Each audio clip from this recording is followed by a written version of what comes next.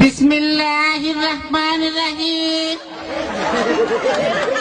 প্রিয় এলাকাবাসী, আসসালামু আলাইকুম।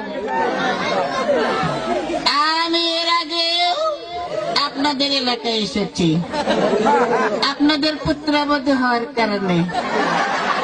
ইনশাআল্লাহ আমি আবার আসবো, বারে বারে আসবো, আপনাদের দুঃখ দুর্দশা শুনবো। আপনারা জানেন জিয়া রহমান এই বগুড়ায় জন্মগ্রহণ করেছে।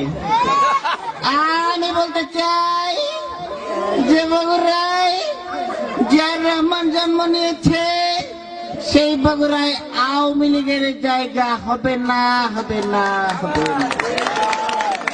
ইনশাআল্লাহ আন্দোলন করে এই আওয়ামী লীগকে বাংলাদেশ থেকে বের করে দেওয়া হবে।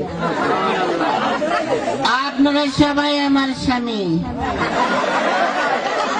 শহীদ প্রেসিডেন্ট জিয়াউর রহমানকে চেনেন। জিয়াউর রহমান আপনাদেরকে বাস দিয়েছিল ঘর বাড়ি করার জন্য। ইনশাআল্লাহ বিএনপি সরকার ক্ষমতায় গেলে একটি নয়, দুইটি নয়, তিনটি করে বাস দেওয়া হবে ইনশাআল্লাহ।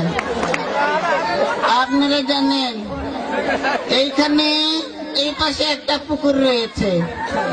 আমি যদি ক্ষমতায় যাই এই পুকুর ভরাট করে এখানে স্থায়ী সাংস্কৃতিক অনুষ্ঠানের ব্যবস্থা করব।